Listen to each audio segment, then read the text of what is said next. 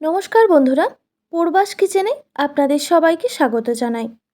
আজকে আমি কুলের আচার বা কুলের চাটনির রেসিপিটি আপনাদের সঙ্গে শেয়ার করব, খুবই সহজ পদ্ধতিতে। আশা করি আজকের রেসিপি আপনাদের ভালো লাগবে। বন্ধুরা, কুলের আচার বা চাটনি বানানোর জন্য আমি এখানে টক কুল নিয়েছি। আর কুলগুলো অবশ্যই পাকা হতে হবে, ঠিক এই রকম। তবে এই চাটনিটা বেশি খেতে ভালো লাগবে। বন্ধুরা, কুলের আচার বানানোর আগে কুলগুলোকে পরিষ্কার করে ধুয়ে নিতে হবে। আর কুলের বোটাটা অবশ্যই ফেলে দিতে হবে, না হলে কুলগুলো রান্না করার সময় গায়ে ফাটতে পারে। তো বন্ধুরা, দেখুন, কুলের বোটাগুলো সব আমি ছাড়িয়ে নিয়েছি। আর বন্ধুরা, কুলের ভেতরে পোকা আছে কিনা সেটা অবশ্যই চেক করে নিতে হবে। এবার কুলের আচার বা চাটনি বানানোর জন্য একটা মশলা রেডি করে নিতে হবে। সেই জন্য আমি একটি পাত্রে নিয়েছি হাফ টেবিল চামচ পরিমাণে মৌরি, হাফ টেবিল চামচ পরিমাণে গোটা জিরে বা সাদা জিরে, আর 1 টিস্পুন মতো কালো সর্ষে, 2টো শুকনো লঙ্কা আর একটা এলাচ। এই গোটা মশলাগুলো আমি শুকনো কাঠখোলায় প্রথমে ভেজে নেব। সেই জন্য আমি কড়াইটা আগে গরম করে রেখেছিলাম।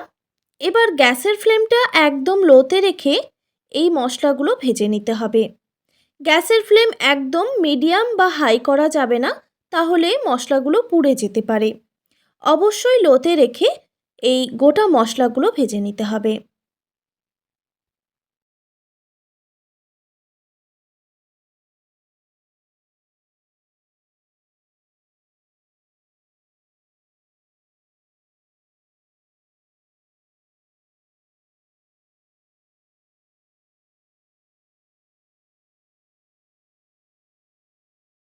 এই মশলাগুলো ভাজতে কিন্তু বেশিক্ষণ টাইম লাগবে না। তো দেখুন বন্ধুরা, মশলাটা ভাজা হয়ে গেছে। এর থেকে আর বেশি ভাজবো না। এবার গ্যাসের ফ্লেমটা অফ করে দিলাম। এবার একটি পাত্রে আমি নামিয়ে এটাকে ঠান্ডা করে নেব। তবে খুব বেশি ঠান্ডা করব না, একটু গরম অবস্থাতেই এই মশলাগুলোকে গুঁড়ো করে নেব। মশলাগুলো গুঁড়ো করার জন্য আমি হামাদিস্তা ব্যবহার করছি। বন্ধুরা, এই মশলাগুলো আমি চাইলে মিক্সিতে গুঁড়ো করে নিতে পারতাম, কিন্তু মিক্সিতে গুঁড়ো করলে একদম মিহিভাবে গুঁড়ো হয়ে যাবে। তো আমি একটু দানা দানা রাখতে চাই, তাই আমি হামাদিস্তাতে এই মশলাটা গুঁড়িয়ে নিচ্ছি।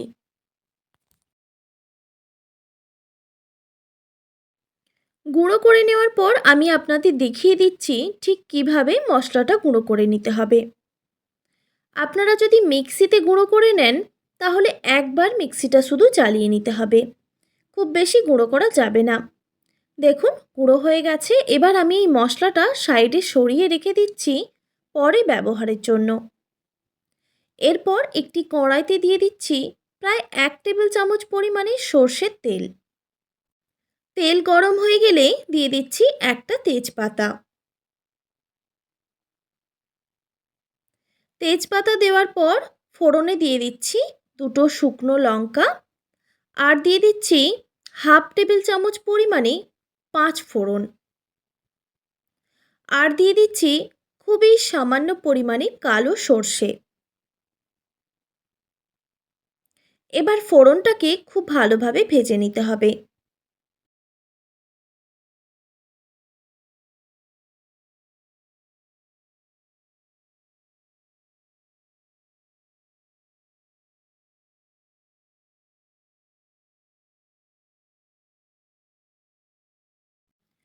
ফোড়নটা যখন খুব ভালোভাবে ভাজা হয়ে যাবে, মানে ফোড়ন থেকে মিষ্টি গন্ধ বের হবে, তখন পরিষ্কার করে ধুয়ে রাখা কুলগুলো এখানে দিয়ে দিতে হবে।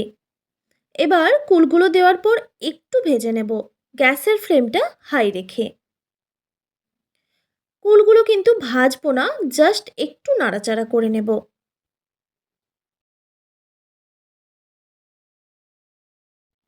কুলগুলো একটু নাড়াচাড়া করে নেওয়ার পর দিয়ে দিচ্ছি স্বাদ মতো নুন, আর 1 চিমটি মতো হলুদের গুঁড়ো।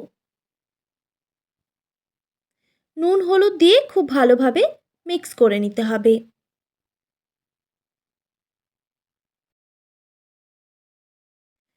ভালোভাবে মিক্স করা হয়ে গেলে দিয়ে দিচ্ছি পরিমাণ মতো জল।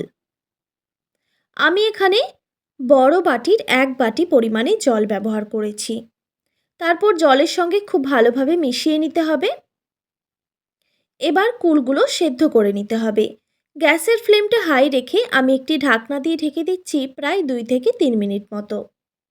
2 মিনিট পর ঢাকাটা আমি সরিয়ে নিলাম। তো বন্ধুরা দেখুন জলটা ফুটে এসেছে, কিন্তু কুলগুলো এখনও সেদ্ধ হয়নি। এবার আমি গ্যাসের ফ্লেমটা একদম লোতে রেখে আমি আবারও একটি ঢাকনা দিয়ে ঢেকে দিচ্ছি আবারও 3 থেকে 4 মিনিটের জন্য। 3-4 মিনিট পর ঢাকাটা আমি সরিয়ে নিচ্ছি। বন্ধুরা এই সময় গ্যাসের ফ্লেমটা একদম লোতে রেখেছিলাম। দেখুন কুলগুলো কিন্তু সেদ্ধ হয়ে গেছে।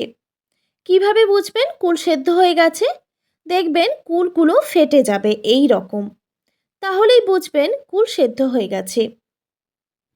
এই সময় আমি দিয়ে দিচ্ছি পরিমাণ মতো চিনি। মিষ্টির জন্য আমি চিনি ব্যবহার করছি, আপনারা চাইলে গুঁড়ো ইউজ করতে পারেন। আমি এখানে প্রায় 4 টেবিল চামচ পরিমাণে চিনি ব্যবহার করছি। চিনি দেওয়ার পর খুব ভালোভাবে আবারও মিক্স করে নিতে হবে। এবার গ্যাসের ফ্লেমটা আমি হাই করে দিয়েছি। এবার গ্যাসের ফ্লেমটা হাই রেখে আরও কিছুক্ষণ রান্না করে নেব।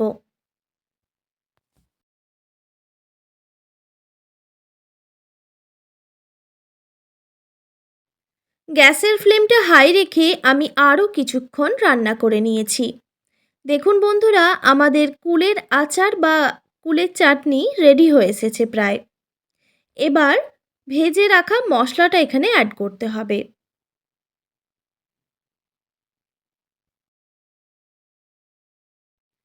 যেই ভাজা মশলাটা আমরা আগেই রেডি করে রেখেছিলাম সেটা এখানে দিয়ে দিচ্ছি। মশলাটা দেওয়ার পর আবারও খুব ভালোভাবে মিক্স করে নিতে হবে। মশলাটা মিক্স করে নেওয়ার পর গ্যাসের ফ্লেমটা অফ করে দিলেই আমাদের কুলের আচার বা কুলের চাটনি একদম রেডি। বন্ধুরা এই আচার বা চাটনি আপনারা প্রায় 1 থেকে 1.5 মাস পর্যন্ত সংরক্ষণ করেও রাখতে পারবেন। শুধুমাত্র রোদে দিয়ে একটু শুকনো করে নিলেই দেখবেন 1 থেকে 1.5 মাস এই আচারটা ভালো থাকবে।